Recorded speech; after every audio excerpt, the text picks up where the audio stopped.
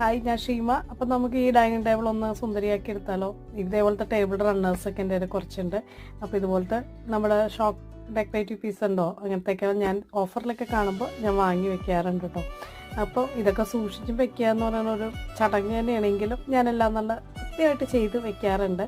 ഇപ്പോൾ ടെർമോക്കോളിലൊക്കെ ആക്കി അല്ലെങ്കിൽ നമ്മൾ പ്ലാസ്റ്റിക്കിൻ്റെ ഇത് വെച്ചിട്ട് റാപ്പ് ചെയ്തൊക്കെ വെക്കും കേട്ടോ, പൊട്ടിപ്പോവാതെയൊക്കെ.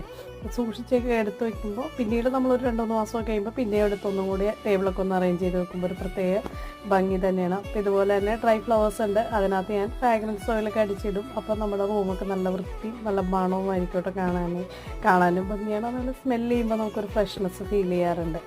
അപ്പോൾ ആഴ്ചയിൽ ഒരു ദിവസമൊക്കെ ഇതിനു വേണ്ടി സമയം സ്പെൻഡ് ചെയ്ത് വെക്കുമ്പോൾ എനിക്കൊരു സന്തോഷം തന്നെയാണ്. ഇതൊന്നുമില്ല, 2 ഇലയും 2 കല്ലും കിട്ടിയാലും ഞാൻ അതും വെച്ചിട്ട് തന്നെ ഡെക്കറേറ്റ് ചെയ്ത് വെക്കാറുണ്ട്. അപ്പോൾ ഇതൊക്കെയാണ് എൻ്റെ സന്തോഷമുള്ള ദിവസങ്ങളിൽ ഞാൻ ചെയ്യുന്ന കാര്യങ്ങൾ. മടി പിടിക്കുന്ന ദിവസങ്ങളിലും ഇങ്ങനെയൊക്കെ തന്നെ ചെയ്യും.